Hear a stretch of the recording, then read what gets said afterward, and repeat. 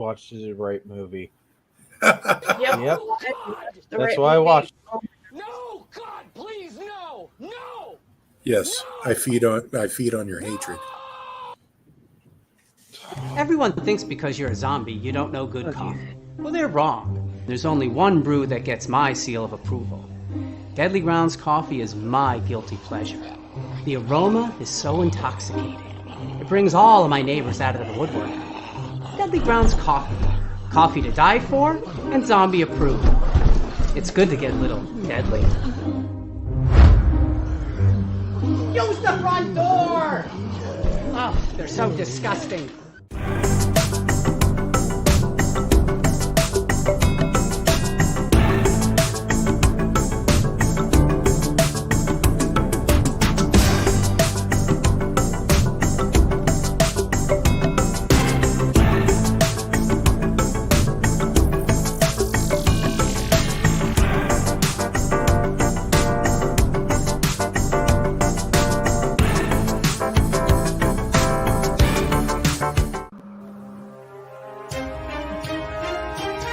The Dorkening and all affiliated shows are not intended for anyone under the age of 18.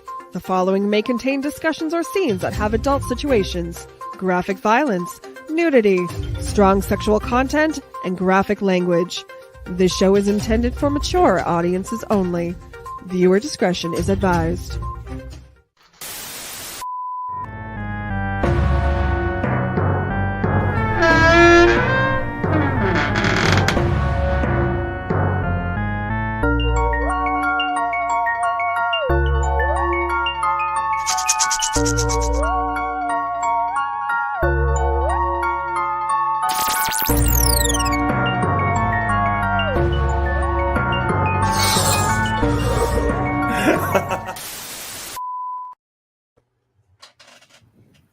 Hello, everyone, and welcome back to the Tomb of the Terrible. I am your humble servant, UncleNecRo, and tonight I am joined by Del, Friday, and Chaos, Pyle, and the ever-loving Ron down there. And tonight, when talking about bad movies, there are certain ones that have achieved legendary status due to just how bad they are. Some of which, we viewed here in the Tomb. Few have been brave enough to venture into watching them for fear of losing whatever tenacious grasp on their sanity they have. Tonight, we tempt fate and put our sanity to the test, and possibly even our friendships. For tonight, we're discussing the cinematic magnum opus that is Manos, The Hands of Fate. Fellas and ladies, was this, how many people have, this is their first time seeing it? All of you? Really? Okay, well, this should be interesting.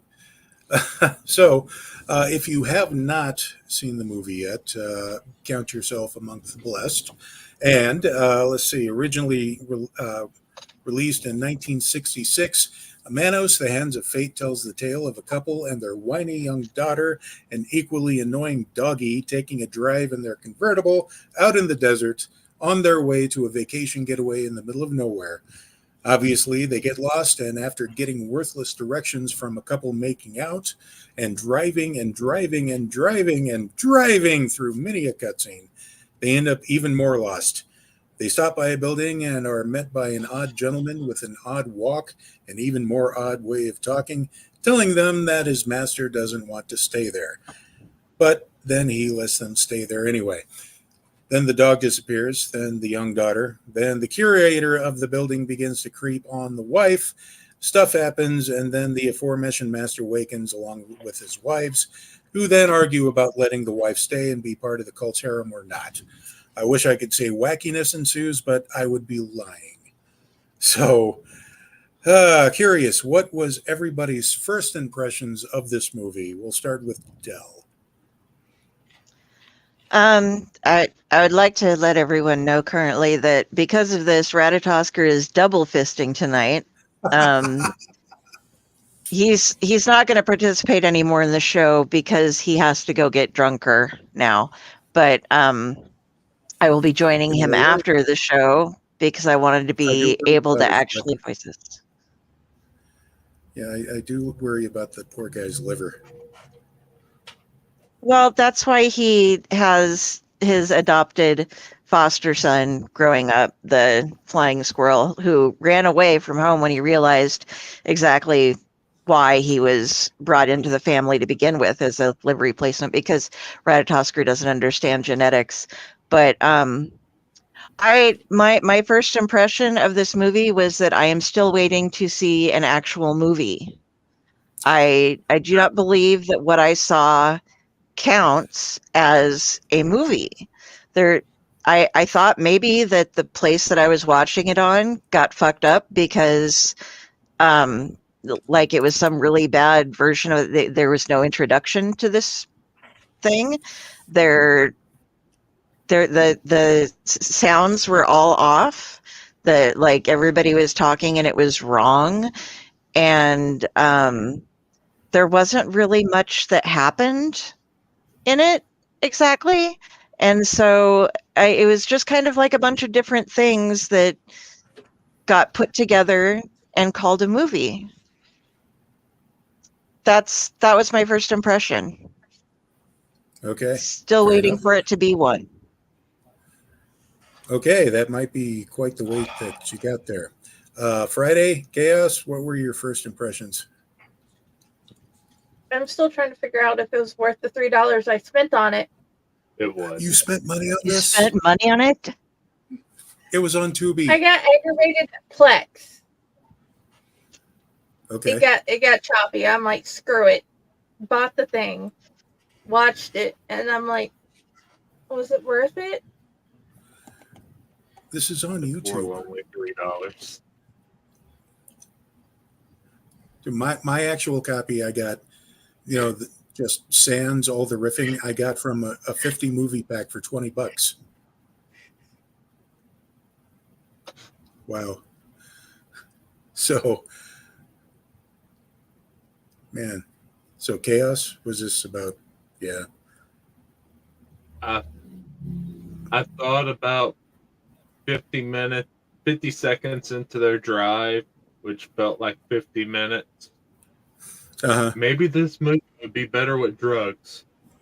And then the movie continued, and I thought there are not enough drugs in the world to make this movie good.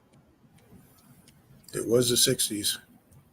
But we can see that Pyle just bowed out for guessing he didn't really want to go there at the moment.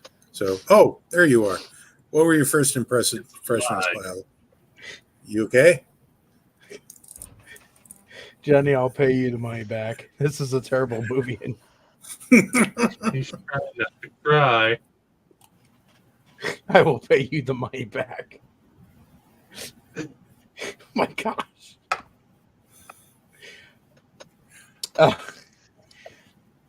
I wanted to be on this episode so bad. And I was like, you know what? I'm going to watch this movie.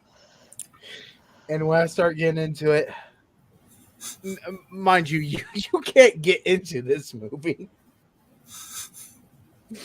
I downloaded the app just to make sure I could watch this thing. And now I'm considering how much of a waste of time it is. And you paid for yours. But it just, the opening part of this, there is no opening credits. There's nothing. And it just, the music was horrible. Okay. Yeah. That was my first impression of it. Okay. So, Ron, what say you? When I initially looked up this movie, I saw that there was a Misty 3K episode for it, and there was also a Riff Tracks episode for it. And I said, I don't want to watch either of those because I don't want their jokes, their one-liners to make my bias of the movie. I want to experience it on my own and come up with my own comments on it. So I continued looking for the movie, and I saw that it was on Prime. You could rent it for 99 cents, or you could buy it for $2.99. And I thought, well, from everything I've heard about this movie, I'm not entirely certain I want to rent it. I'd rather see it first and then decide. I did find it on YouTube, and I'm very glad that I did not pay money for this movie. And now I wish I had gone with the riff tracks. Wow. Okay. You actually paid. Wow. One of our friends had paid money, and okay. Might I suggest that you find the riff tracks live edition of it? I didn't wish for anybody to watch it just raw backing, just the movie itself. You can't do that. But okay, look, what we got here is you can, because we all did. well, we wanted to do the due diligence. I admire that, but sometimes you got to wear protection. So, you know, so what we got here is essentially a movie that was made on a bet by, I know it as a dentist. Chaos has heard it was a cement salesman. Was it? Yeah. Yeah. Okay. Basically, whoever it was, they were claiming that that they can make a movie because it was easy enough so easy that even he could do it. So he did, with a local theater troupe, a hand-wound 16 millimeter camera that can only take 32 seconds of footage at a time, and no audio, so everything was ADR'd, and a budget that would make a shoestring seem like blockbuster money. The movie was made. It was immediately lost to the void of cheap and independent B movie hell, as I mentioned, as nature intended it. But decades later, because humanity is being punished for our sins, the movie was rediscovered and given new life by way of the television show Mystery Science Theater 3000. It has gained quite the cult following and has been riffed not only by MST3K, but also the offshoots, Riff Tracks, and Cinematic Titanic, I believe was the, yes, deep hurting indeed. But damage. Yeah, indeed. So let's go ahead and get this out of the way. What did we like about the movie? Let's go with Del. Ooh. I liked that. That Okay. was something I liked about the movie. In case you can't figure out what he's supposed to be looking like, this is him. Those aren't random streaks. No, those are hands. And the best actor is seen here, by the way. That would be the dog, the Doberman on the leash. Indeed. A fun game to play that I've discovered now is you put your right hand in, you take your right hand out, you put your right hand in, and you shake it all about. He does the hokey pokey. He can also do his left hand, just in case. Don't worry. He's got them both. That was the funnest thing I could think of to do with this movie. And that's all I liked. I really hated this fucking movie. That I don't even know why I'm calling it a movie, because I still don't actually consider it to be one. This thing that I experienced, that I had more fun playing with it afterwards than I did watching it. I also did discover, this is another good thing about this movie, is that in 2012, Freak Zone Games came out with an 8-bit side-scroller called Manos, The Hands of Fate Director's Cut that is kind of a little Mario-esque Castlevania style of things that has, it's better. I mean, it quotes all the lines from the movie, but there are actually more than like 2 doors in this mansion thing that they're in. Where they're only, well, there's a door outside that you don't actually see, the bedroom door, and the door that they said like it might go to the kitchen, but it actually went to the cult hall that was on the beach, the cellar. I don't know. There you go. That's what I liked, finding out about those things. Okay. All right. Friday, was there anything you liked about it? There were puppies. Okay. That there were. So, is that everything you liked about it? They tried to make art. And failed. Uh-huh. Well, at least they tried. But Chaos, They what tried did you like art. about that? I like the Doberman, but I can see why the Doberman was so damn pissed. Hmm. And I have to say this, Dale. You know that second hand shot you did where his right hand was out? Left hand. Yeah, his left hand was out. The only thought that came through my head was, my ropes are on fire. Because the fire in the scene looks like it's catching his robes on the opposite side.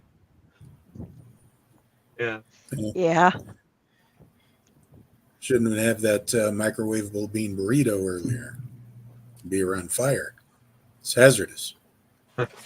So, Then there's this. Would Yeah. Clint Howard be a good Torgo? he's a bit old right Nick now. Offerman. Nick Offerman, maybe. Nick Thinking of Offerman's somebody got the mustache for it. Oh, I did like the costuming on Torgo because they made his pants in such a way that his knees bent in a funky angle for his body. I'll get Unless to the man was just built really strangely. But if it was costuming, that was something that I thought was done well. that.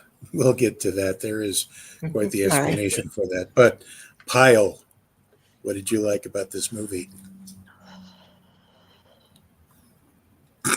Come on, don't be shy. Come on. It ended. That there was an ending to the movie. Oh, I wouldn't say it was an ending. I'm just saying it was done. At some point, it was over. The credits Okay. rolled. It didn't end the way it started, like just boom, we're in it. So, Ron, what did you like about this movie? The women were hot. Okay. I mean, the women were rather attractive. His wives and the man's wife, they were all attractive, and the women they look good. Then, ordinarily, I could say, I like the whole the women fighting in the desert and the sand and all of that stuff, but and then they even messed that up. Like, how can you fuck up a wet dream? And they did. That takes talent, by the way. I've said that comment to somebody in my life, and just to hear it on this podcast is so wonderful. Thank you, Ron, for bringing that to light.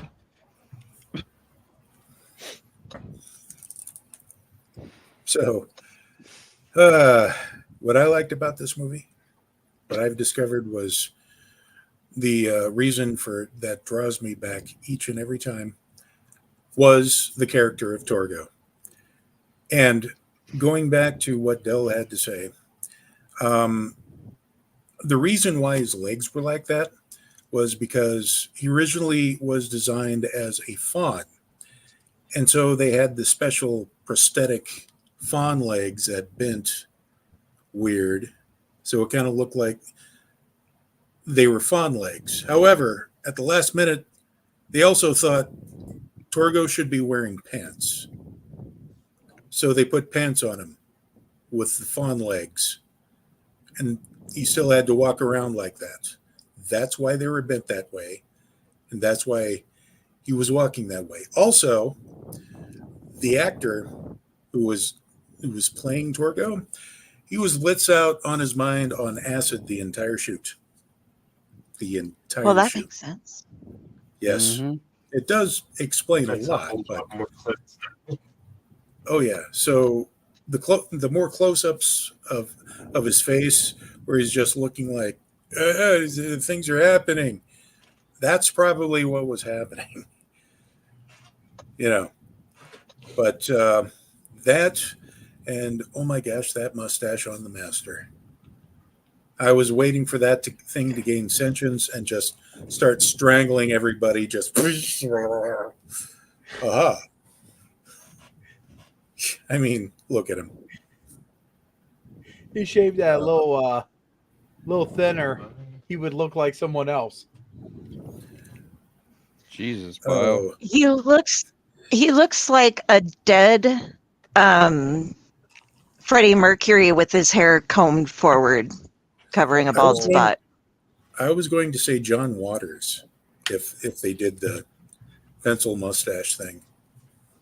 I was actually thinking a creepier version of the 1970s Doctor Strange. Okay. Without the fro. Mm-hmm. Okay. So, like you guys, there was very little that I actually liked, but this movie does kind of grow on me like fungus. Like, we're talking the fungus that was in The Last of Us kind of fungus, which, if I see it listed online to watch, I suddenly go, I must watch this again. And there we go. No. Something about it. That's the only thing that I can think, okay. But let's move on here. What didn't we like about this movie? Well, be gentle. Okay. First of all, there's the endless driving. Then there's the couple that makes out all the time that never changes clothes. And they go on for like the next day. So you get lost out in the desert on the way to, and they're all driving convertibles for some reason. It was all about the convertibles because I don't think they could film inside of a car, right? Unless it was open. But so you get lost and you end up at this place where a guy's randomly standing at the door, and you just decide you're going to stay there because it's going to be dark out soon, even though it was like midday, and you're 10 miles from the big town. We're just going to stay here. And the guy's like, I don't think my master wants you to stay. No, we're going to stay at your house. This isn't a hotel. This is this fucking house. We're just going to stay. Well, the master doesn't want... Just get our fucking luggage. We're going to come in here and stay. And then they start bossing Torgo around. And Torgo's just like, the fuck? Okay, I guess they're just going to stay. And that to me was just like, what the fuck? Then you get into this room that's creepy. Got a bunch of hands. Got that painting up there. And the woman is hysterical, like the whole time, oh, we're lost in the desert. Oh, we're at this house. Oh, this guy creeps me out. Oh, that painting is terrible. Mike, I'm so scared. Oh, Mike, I'm so scared. And the kid goes from like laying down to jump up and runs to another room, goes back. Kid sucks. Torgo has this weird obsession with like, well, you said he was on LSD, so maybe that's why he's like this all the time, but he's like, needing to reach out and touch people and pet their hair. And I'm terrified now of Torgo because I got a lot of hair.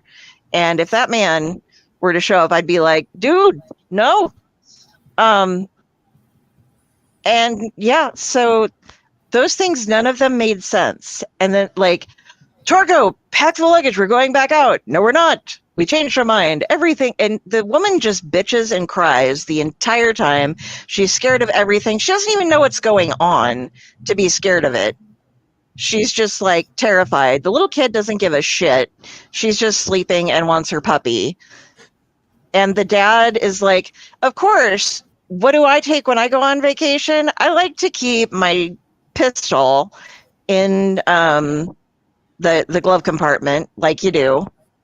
With my flashlight and in my convertible, that I'm going to sleep and I'm not going to put the top up. I don't know. I don't own a convertible, so maybe you just do that. But I would always think that maybe since sand is blowing around that I would want my vehicle to not end up full of dirt the next day. and stuff. The moths were good. The moths did a really good job of flying around in the light. But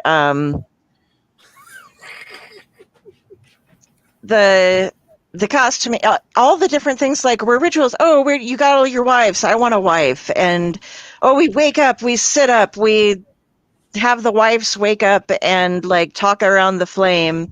And then we heard what you did.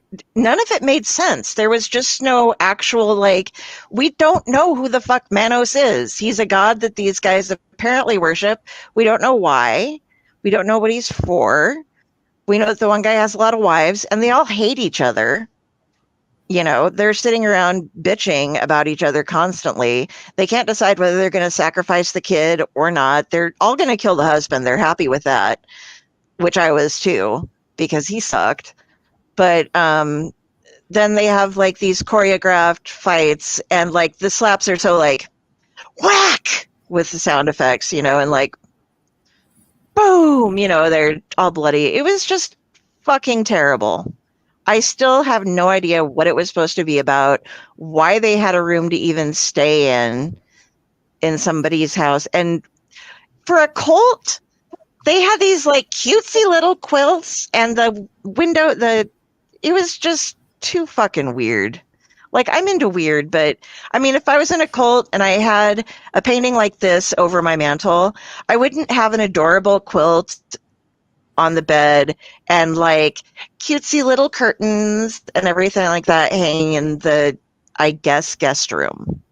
I mean, you couldn't sleep in his room because he slept on an altar. But, you know, that, Of course. I liked the dog. So yeah, so I don't understand. I still don't understand who Manos actually is. There's the master, but that's not Manos. That's the high priest of Manos or something. And so I'm still very confused as to why he requires him to have wives, and if that guy was supposed to be a faun, why did we not know about it? Why would you cover up the faunness of him and not make any line of dialogue whatsoever explain that he was a faun? Because that's... Well, I'm thinking all of that may be actually explained in the sequel. So we're going I'm to not have to watching watch the the sequel. Okay. Oh God, no. Okay. Fair enough.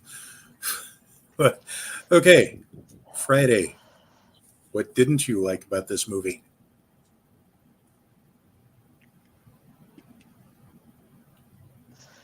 I cannot find anything to add other than what Josh was fixing to say, and I'm just going to let him put it in those words and what she Okay. said, because I can't add to that. It's like last night, there was no way to add how I liked the thing more than she had already stated, or less than she has already stated. So, Besides the fact that you spent actual money to watch this. I already stated that, so I'm like, I know, was it worth it? but still, No. fair enough. So, go ahead, Chaos. The thing I dislike about this movie is that it actually was made. It actually exists. Holy fuck. There wasn't Okay. even enough drugs in the 60s to explain this movie. I find that we seem to say that a lot here on this show, but go on. Just when the only redeemable part of this movie was the supposed evil Doberman. That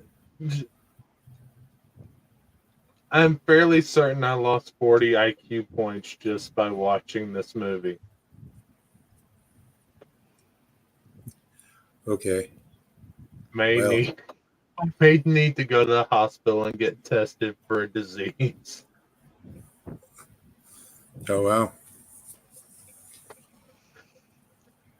So, all right. That certainly puts it in an interesting perspective for us. So, we'll move on, and Pyle, sweetie, it's your turn. You can do it. I didn't like the animal cruelty of actually making that Doberman be in this movie. Because this might be the first time that I say that that dog had to have emotional damage after being in this movie. Because if some other dog would be like, hey, I heard you were a movie star, that dog would get its ass whooped by every other dog. Man. I love Doberman. At least the poodle died.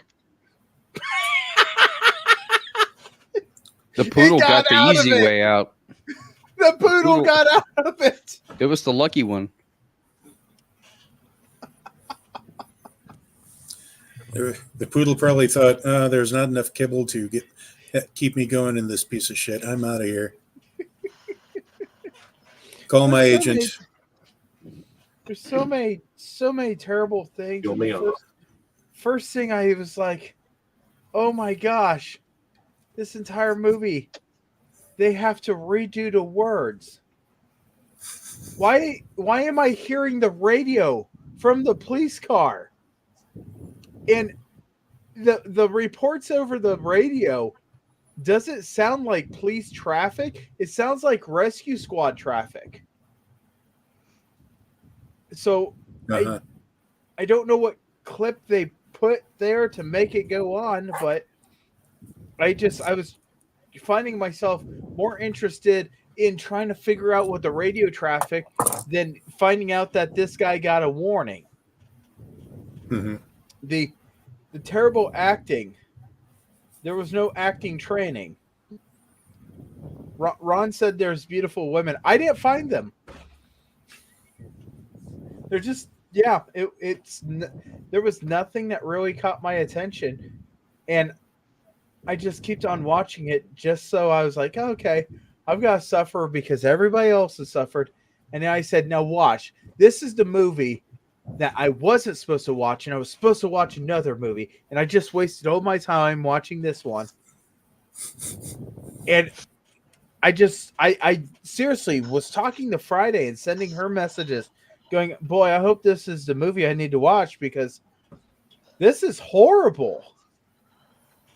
So yeah, the poor dog, not the one that got taken out.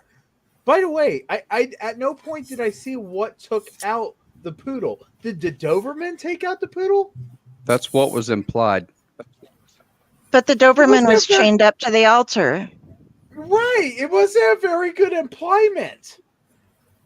I mean, poor people pinning that on that poor Doberman that had to sit there and be a good boy. That's truly animal cruelty on this movie. Well, you All must right, understand that you must understand that the poodle was in breach of contract by leaving so early in the movie. So I don't blame the poodle. So is Ratatosker. I mean, bring back the squirrel. I mean, he's got to be pretty hammered. Well, for all we know, the poodle could have unalived itself after it found out how bad the movie was. It's only getting paid in Old Roy why the Doberman was getting kibbles and bits. Delicious kibbles and bits. Ron, what did you not like about this movie? All right, get your Ron's rant sign ready.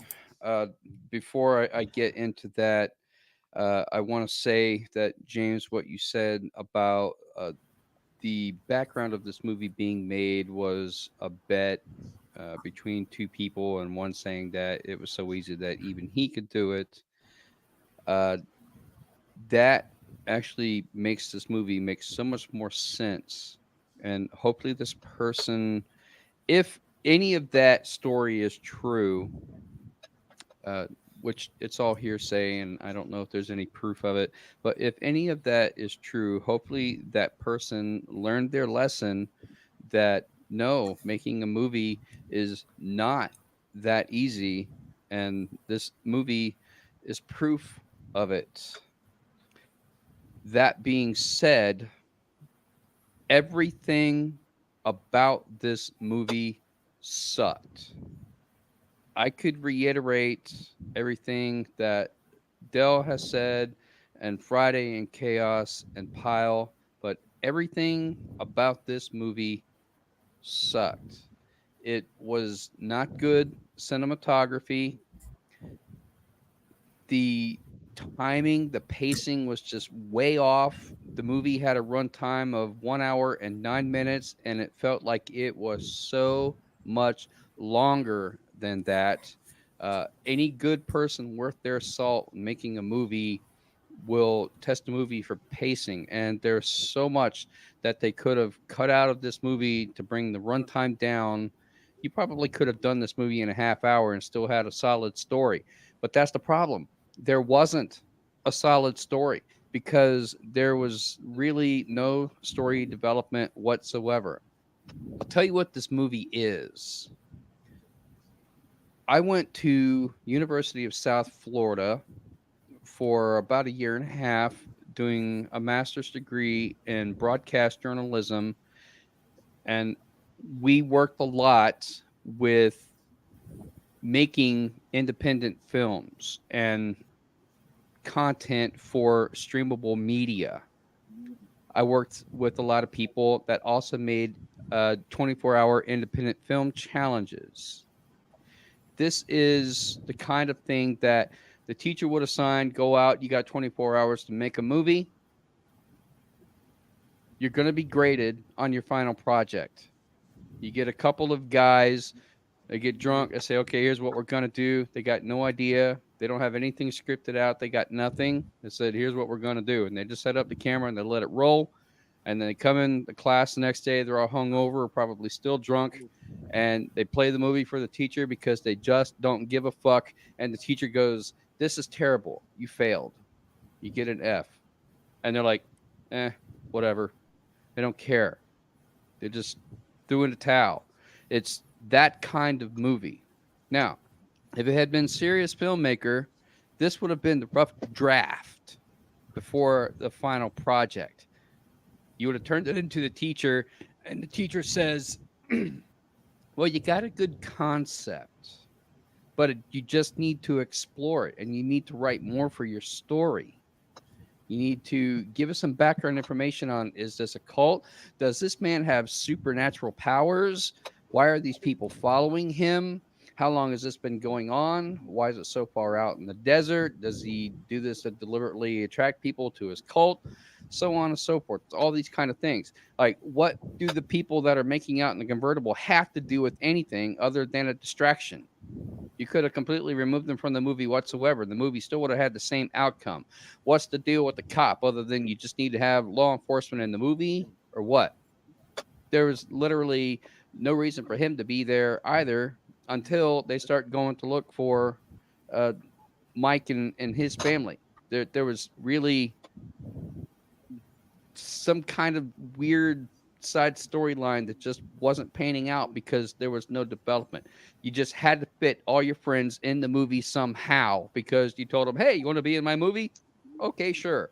And nobody knew what the movie was about because nobody had a script.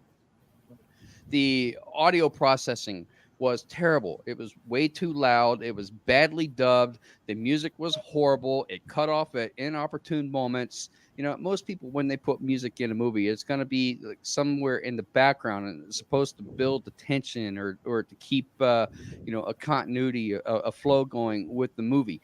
But you don't even get that. They kind of use the music as it's in the foreground when there isn't any dialogue. And then the music just cuts off. I was like, I don't get that. It's horrible. The music is terrible. It's giving me a headache. How loud the whole audio processing is giving me a headache. There were repeated lines of dialogue because there was no script and they didn't think about editing it. It's just every aspect of this movie was not very well thought out. Where was this altar that the Manos was sleeping on, and all of his brides were standing up and they were supposed to be asleep? I can't sleep standing up. I don't know how that works. But the little girl says that, because she goes play hide and seek or whatever, and she's gone and she finds them, weird people and all of that. Was it part of the house? Was it outside? Because they were surrounded by sand. And as far as I can tell, this house only had like 2 rooms. It was a main room that most everything was shot in, and then the bedroom, and that was it. It's like they had this concept where, all right, so Torgo dies, and I guess Manos hypnotizes Mike or something, and Mike ends up being the new Torgo-like character, and then the mother and the daughter was that was just some weird, creepy vibe. How they're made into Manos's wives or whatever, and everything goes back to normal. So I get the twist, like they're trying to make something out of it, but it was so underdeveloped that I can't possibly see how the movie class instructor could really give them a serious grade on this movie without saying, all right, this is your rough draft. Now let's see the final version. Go out and develop it and use a camera that actually records audio this time. And well, actually, I thought that this whole movie was probably in a different language, and that's the reason why everything was overdubbed, until you told me that the camera didn't do audio to begin with, and they had to dub everything after the fact. But they could have at least used a script. It made no sense. There was nothing about this movie that really has any kind of redeeming quality for what it is. This is it's a freshman entry into a class where the kids really didn't care about making a movie. It could have been done so much better if even one person had stepped up to the plate and said, this doesn't make any sense. Why don't you let me direct this for you? And I guarantee you I can do a better job. But whatever. I wasn't there. It's the 60s. Apparently people didn't care back then. They would watch whatever because they were probably, drunk or stoned out of their mind or on drugs. And this movie would have been trippy to them. And if this movie was lost to time, it should have stayed lost to time. Because if I were an actor, I would not want this on my resume. Okay. Well, all very thought out. What I didn't like about this movie was the fact that clearly the person who made this movie was a genius visionary whose work was not understood at its time. 1966, it was way ahead of its time, so it had to wait until just now to be foisted upon us who can now fully appreciate his vision. Can you detect the sarcasm? Because preach it, Uncle Necro, preach it. Oh my gosh. What drugs are you on right now? Because good Lord. We need to get the drug test right now. Well, the scary thing is I'm always stone cold sober. And yet I think still Necro's taking the piss out of this one right now. Well,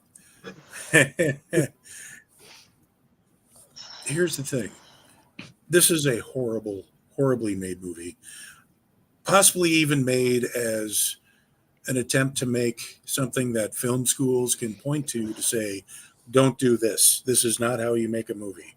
Because first of all, you use a camera that only takes half a minute's worth of film at a time. So can you imagine all the splicing and all of that just to make this? And also the camera fact that it had an hour and 9-minute runtime, that's a lot of film. That is a lot of film. And that is a lot of padding that they had to do just to get it up to that. Can you imagine if he shot for he was going for a full 90 minutes or maybe even 80 minutes to keep it in the B movie status still? Oh my gosh. So it is very apparent that he was using local theater troupe people who weren't really good at this. maybe even high school students. I don't know. However, also that camera, like I said, as Ron pointed out and various other people, there was no audio on this. He knew this going in there. This was probably one of those, home video type of setups that you took, and, that didn't normally come with the microphone edition feature for whatever reason. But even a boom mic, a cheap boom mic would have been beneficial to this. The whole thing was 80 yard. Now, there's a certain love of cheese that I have, where when I see movies, like say if they were foreign or adapted from a foreign country and they do use an American overdub, where especially in the 70s kung fu movies, where it's very clear that the English speakers are not very synced up with the actor. They did that deliberately for Kung Pao, Enter the Fist, which was great. But the voice for that kid was so wrong. It was clear that an adult woman was trying to affect a young child's voice. And They were all rather annoying. I don't know if for the poodle, they just got somebody to go, Murph, bark, I'm a poodle, or whatever. Give me some of that acid, Torgo. But there is a reason why this thing is revered as a bad movie classic, for all the wrong reasons. It's right up there with Troll 2, Birdemic, The Room. The only reason to watch this is, ironically, and the only way you can watch this is by way of either MST3K or riff tracks. Don't ever go and watch this by itself. I have a copy of it like that, but I am a trained professional idiot. I can take this. This is a movie where if you're a novice, you will go in, and by the end of the runtime, you'll be sitting there going,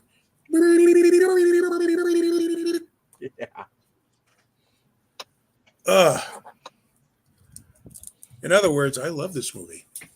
So we're going to go on with the rating and would you recommend the movie, starting with Del. Okay. Like I said, I still don't think of it as a movie. But having to rate it, I will never share this with anyone ever, by the way. I will not suggest this to anybody at all. If somebody's like, could you please give me brain damage? I'll be like, you know what? Go watch Troll 2 instead. Fair. It's longer, Wow. Because of the fact that it spawned this game that actually looks kind of cool. It's got better graphics than the movie, and a lot more entertaining than the movie. I am going to give it a 0.25 out of 10.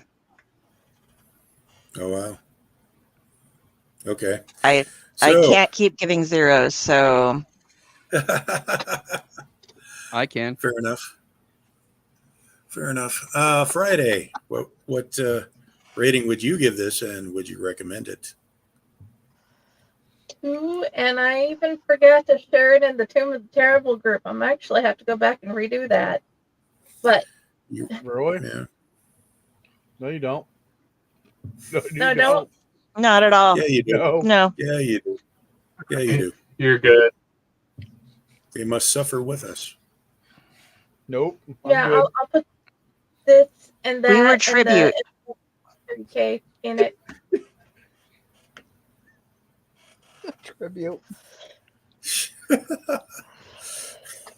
So this is it's sounding like this is the show. This is the movie where the show should just be, nope, Bye. And end of show. We should have. Yes. And on this You're week's Tomb of the Terrible, we are just going to spin the wheel and let it go. Bye. What happened? You don't want to talk about this movie. It never happened. Could you show us on Halloween Bear where the movie Where the movie touched you? This is not the movie you were looking for. This wasn't a movie at all. But Jenny, would you recommend it to people? She puts it on there. She's recommending it. I don't have a choice. I'm running a Tomb of the Terrible group. I have to share it with people. Fair enough. No, Daddy, no. Look, I love you guys, but I must do this. But Chaos, what rating and would you recommend? Only to my worst enemy, so they would never call me again. And I actually have to put Prey above this. So negative 2.5. Wow. Okay. Chaos, Oh. you do realize the flaw in that logic, right? Of recommending it to your worst enemy so that they never call you again. That is precisely the reason why they would keep calling you and they would keep asking you, "Why did you make me watch this movie? You're paying for my therapy. You're paying for my therapy." Emotional damage, run 100%. Okay, honey, here's your $3 back. But Pyle, we're now to you. What would you put this? Number one, I've said it to you guys, and I'll say it here now. The toilet paper could not rate this because there was so much shit about this movie that it had to go and clean up everything. And this is how I'm going to say it.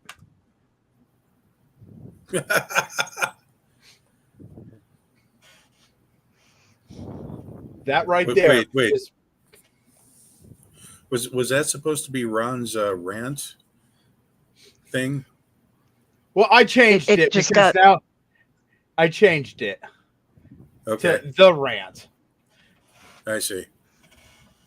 Well, But yeah, it was created 5 minutes ago, and it did say Ron.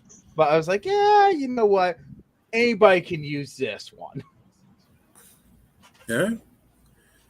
Would you recommend this to anybody? Okay. No. All right. Well, Ron, we're to you now. What rating would you give? Up to this point, I have also been using Prey as my baseline for movies that sucked, that I would not want to watch again. And given a choice between having to watch either this movie again or watch Prey again, I would choose Prey. I can't even give this movie a rating because I don't think that there are enough negative numbers to do it justice. So I guess negative infinity, is that a number? Is that plausible? Can you do that? It was really that bad that Prey almost looks better in my eyes because of it. And I really didn't care all that much for Prey. So would I recommend this movie to anybody? No. In fact, if we never mention this movie again after tonight, I would be perfectly happy. I just really would not want to watch this movie again. Okay. And be sick for a week from eating. Wow. Yeah, I'm right there with you. As far as I'm concerned, as far as a rating, I would give this. Rate Ron? You want to rate me negative infinity? No, it's my turn. No, to she rate them. said it sounds like a good way to rate it. Oh, okay. There I needed would to be a definitely comma rate there. Ron negative infinity. But that's because I love him. But as far as the movie goes, Manos, The Hands of Fate, as a movie, at least gets a 1 because at least the guy made good on his bet to make a movie. Whether or not he forgets that, continues to think that it's easy to make a movie, that anybody can do it, well, we'd have to contact them. As far as as far as the litany of bad movies go, I don't believe that this is the Skeletor of the masters of the bad movies, but it's at least an Evil Lynn as far as the stance. And as far as recommending this to anybody, it depends on what kind of an evil mood I'm in. But normally, if I want my friends to watch it, it'll always be the Rift Tracks Live edition. Don't throw shade at Evil Lynn. She was way smarter than Skeletor. You know, people actually liked her. Oh yeah, I had the action figure. So, Friday, you look like you had something to say there. Now I want to know what the Skeletor is, as you say. Really? You've never heard of the He-Man and the Master of the Universe? No, I want to know what you're... No, I've watched it way too many times. No, I'm asking you what you're saying is the Skeletor of the bad movies. Okay, so if the bad movies were all the evil characters in that show, Skeletor would be the top heap because he's the de facto leader. Yeah, but what movie would it be? What movie would it be? We haven't found it yet. That's what I'm asking. We haven't found it yet, I think. This one's a top contender for it. It is a top contender, which is why I'm saying Evil Lynn. But well, let's tentatively put this movie in that spot for the Skeletor of bad movies, and we will change the list as we go on with new movies. Sure, until something else comes and knocks it off of Snake Mountain, which is something I did not have as a kid, sadly. But moving along, we are going to get to the 5-star reviews and everything else. But first, we need to pay some bills. So whenever you're ready, let's roll the thing. We'll be right back.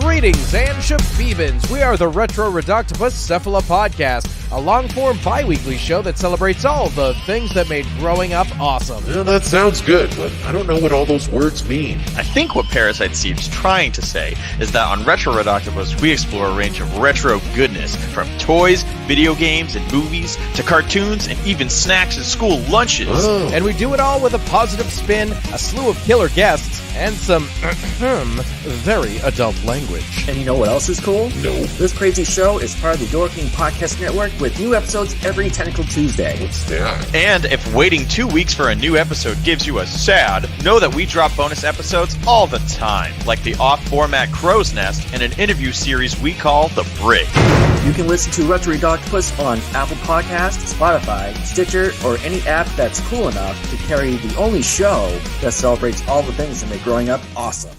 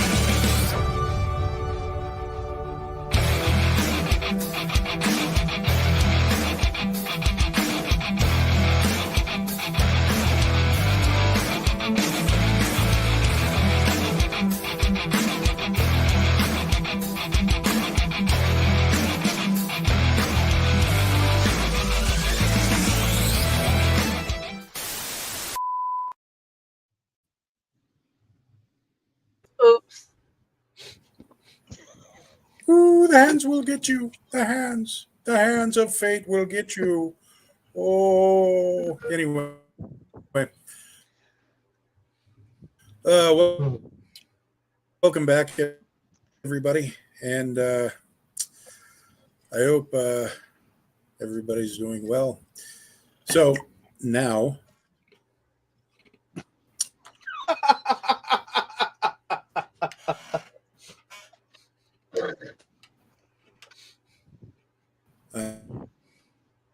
I do want to mention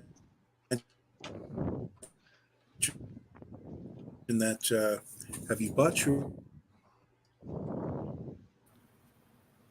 He's lagging bad. Is everybody there? Oh, there he is. I'm here. What? Okay.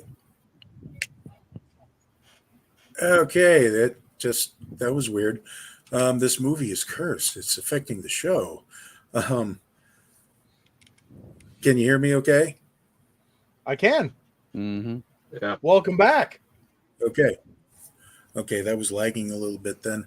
I just wanted to mention that there's a book, Owl Menagerie.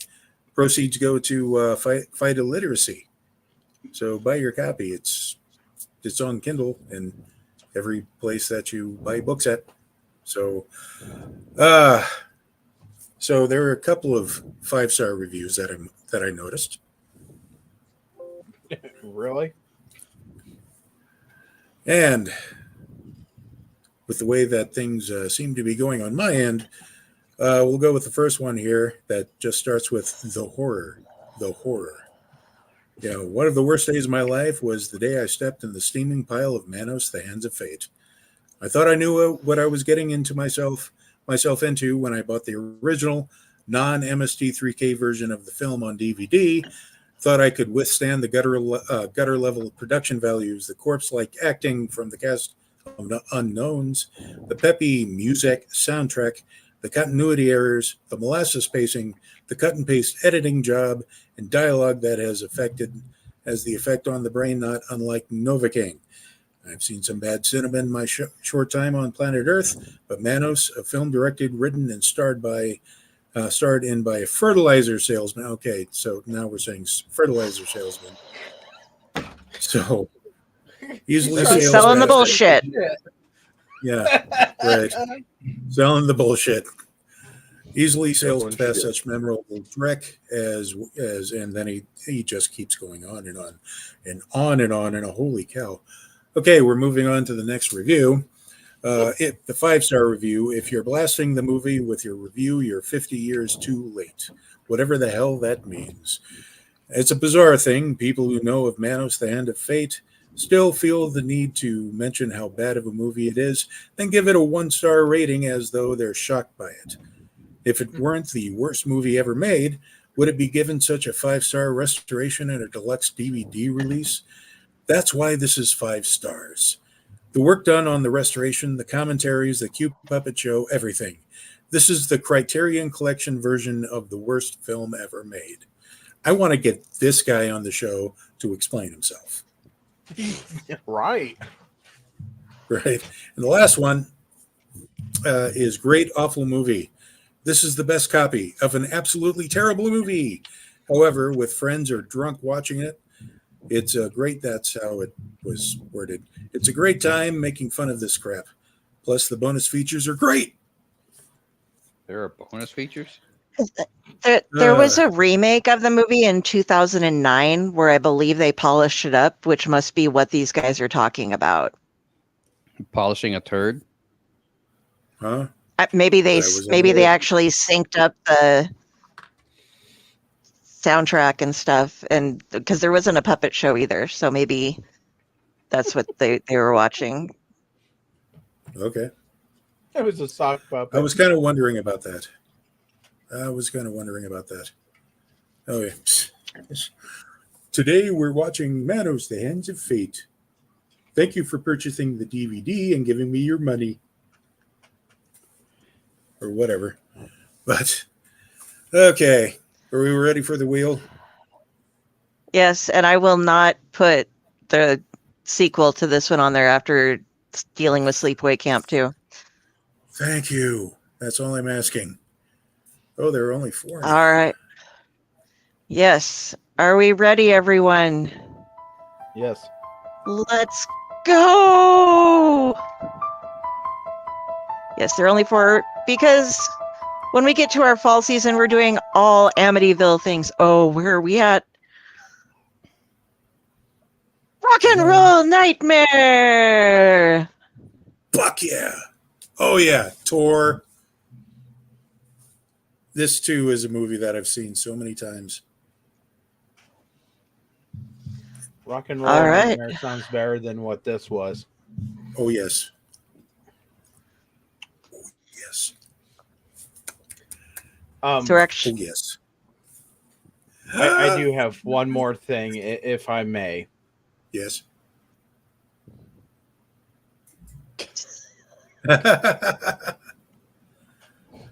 Yes, I believe so. This has strained our ability to remain sane while watching movies like this. And I thank you for joining us. And I thank everybody here for joining us too. Del, where can we find you? You can go and see me here on the Owlite Network on a number of the shows that we do, not all of them. We have a lot of things going on right now. If you'd like to find me on Facebook, look up Carrie, Kari Sanders. And if you see this crow, that is me judging you. The rest of my stuff there is my author page, my stuff with Owlite. I am on Splash Pages on the Dorkening every Tuesday night. Tomorrow we are bringing back Keith Champagne, who is awesome. He has a new Kickstarter that we're going to be talking about. And yeah, pretty much if you don't reach out to me directly on my page, you're going to be speaking with Friday over here because she impersonates all of us over at Owlite because we all suck at social media. Okay. All right, Friday. I will be drunk with a squirrel later. Aren't we all? Friday, where can we find you? You're muted. Friday, you're muted. I'm everywhere pretending to be everybody. And if you'd actually like to find me, I'm on Owlite, Fake War. My actual pages are Friday with the Library in the Blue Box, and my author page is Jennifer Elliott. All right. Chaos, where can we find you? Stuff. Basically, here and wherever you find her. Okay. I am only her Muppet. I am not really here. My hands I was are wondering not where what that it hand sounds went. like. Okay.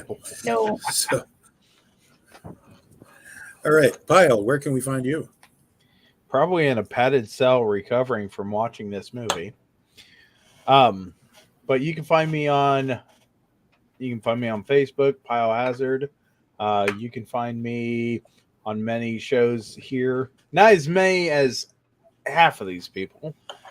But yeah, this Friday is another episode of Chainer's Haunted Secrets, and I may or may not be on that one. Just time consenting. But yeah, you can find me on TikTok, but I need to start making some more TikToks. I got some homework to do by Friday. Ironically, that Friday, not the day Friday. Oh, okay. So, Ron, where can we find you? I would say you could find me in the bathroom bleaching my eyes out and scrubbing my brain trying to get this movie out of it. If you don't find me in the bathroom, then you could probably find me on Facebook under my author page, Ronald W Gillespie Jr. -author. And you can possibly, maybe sometimes find me on TikTok under @WolfDojo. I make martial arts related content if you're into that sort of thing. And if you're not, then there's plenty of other shit on TikTok to watch, and don't worry about me. Okay. Yeah, I think all of us need a little bit of mental floss after watching this movie, but at least next time it's going to be a fun one. But I am, as always, your humble servant, UncleNecRo. You can find me on the Owlite Network, and you can find me on various blogs, and also on a couple of podcasts. I just posted the Movies and Beer podcast, our discussion about the brand new Deadpool and Wolverine movie. That's over 90 minutes of us talking about it, and spoilers will be had, but I think you shall enjoy it. So, until next time, spay and neuter your friends and seek help. After watching this movie, yes. There is no help after watching this movie. There's no help for you. Manos.